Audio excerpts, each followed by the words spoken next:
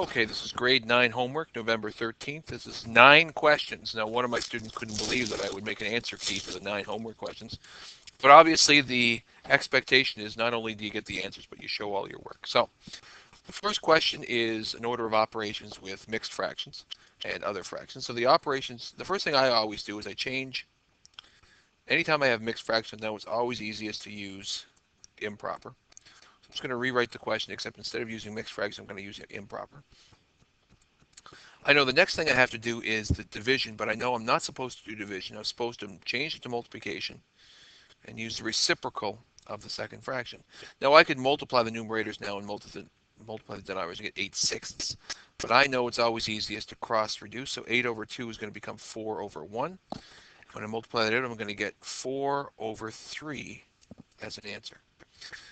So now I'm going to have to add them together. So now I have 8/5 plus 4/3. I need a common denominator. I'm going to use 15 for both of them.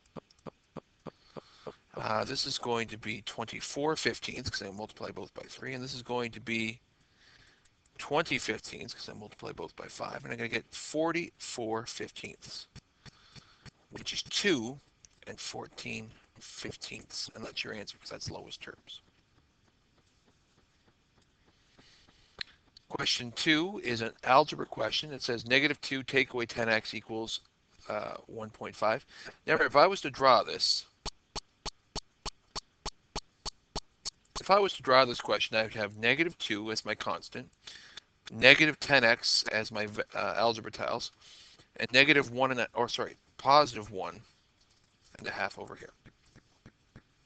So the first thing I'm going to get rid of, I'm always going to get rid of is my constant. So my constant is that part of my equation that is not the variable, or how many variables. So here I'm going to add 2 to both sides, and I'm going to get rid of that. Now remember, this negative symbol, or this takeaway symbol, is really the same thing as a negative. So what I have left is -10x equals these two added together, which would be 3.5. Now in order to get rid of this coefficient of multiplying by -10, I'm going to divide both sides by -10. That's going to get rid of it. I'm going to have x equals. Now I can do one of two things. I know that a positive divided by a negative is always going to be a negative, so I know that. So I know my answer is going to be negative. And when I have 3.5 divided by 10, that's the same thing as what we have here. I know I have to move my decimal one place over. So my answer is going to be -0.35. Now, if I didn't know that, I could always have taken my calculator and go, okay, what is 3.5? Well, that's not 5. Where's my backspace? 3.5 divided by 10, and it's still going to tell me it's 3,500. So either way, the answer for that one, number 2, is -0.35. Question 3 is integer question, just bed mass. So the first thing I'm going to do is my brackets. I don't have any exponents, then division and multiplication in the order they appear, and then addition and subtraction. So the first thing I do is my brackets, and 4 take away 12 is not 8, it's -8. And then I'm going to write this like this. So when I write my first line, I simplify my brackets. I get that to be -8. And now don't do this don't do it left to right now because you still have a multiplication. So it's still going to be -10 takeaway. But the product of -8 and -7 is a positive 56. I'm going to write that in brackets. Now I have one more operation, that's subtraction, so I'm going to keep, flip, change, and -10 plus -56 is -66. Question 4, what is the probability of rolling 2 dice and having a 6 on the first dice and an odd number in the second? So we'll call it event 1 and event 2. And in grade 8, you learned that if you take probability of 2 events, you can take the probability of the first one, which was 6 on the first dice. So there's one number out of 6 that is a 6. And of odd numbers, there's 3 chances out of 6 that they're going to be an odd number on the second dice. And we learned in grade 8 that if you multiply those together, you will have 3 chances out of 36, which in lowest terms is 1 chance out of 12. So your answer is 1 chance out of 12.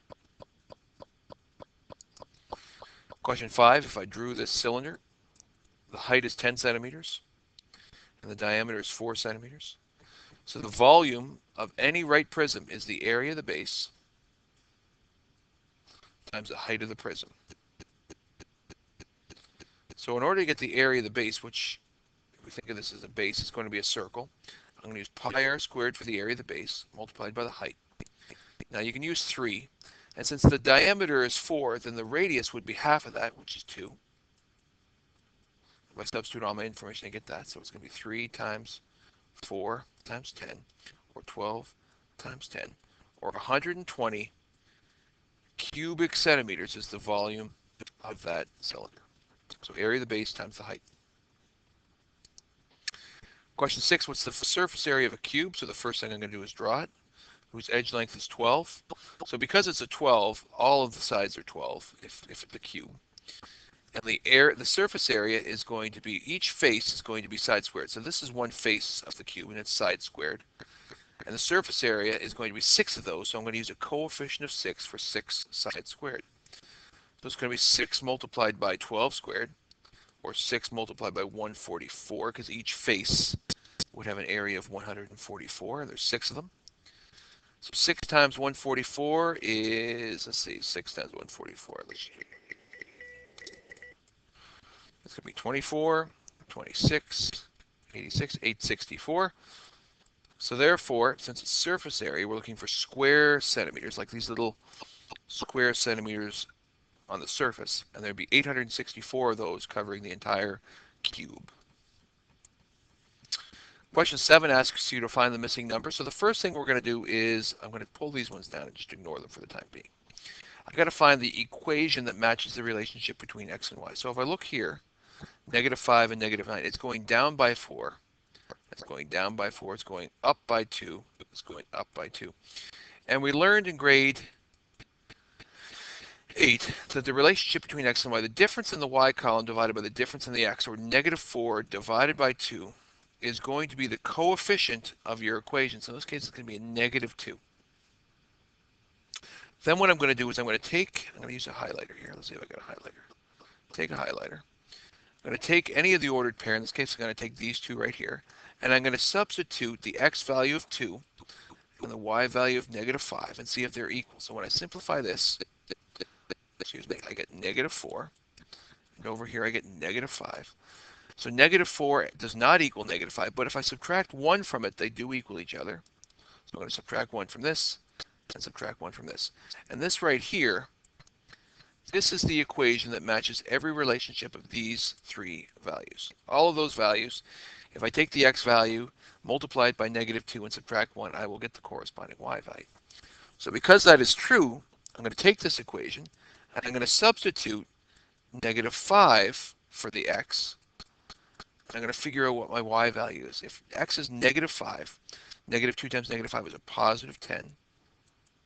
And a +10 take away 1 is 9. So therefore, when x is -5, y will be +9. Question 8, a right triangle. So the first thing I'm going to do is probably draw it. It says it has an hypotenuse of 10, so the hypotenuse is always the longest side of your right triangle. And a leg of 2 meters. It says, what is the length of the second leg? Remember, this and this are the legs of your right triangle. They're the 2 legs or 2 sides that make up your 90-degree angle.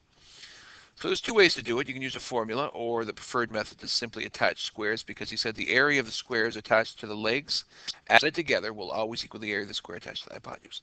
So this one is going to be 4 square meters. This one I don't know square meters, and this one's going to be 100 square meters. So since this plus this has to equal this, then this one must be 96 meters squared. Now that's the area of the square. So in order to calculate what the edge length would be, I'm going to go, what is the square root of 96? I think I can't do it this way, so I'm going to back up. What is the square root of 96? There it is. 9.8.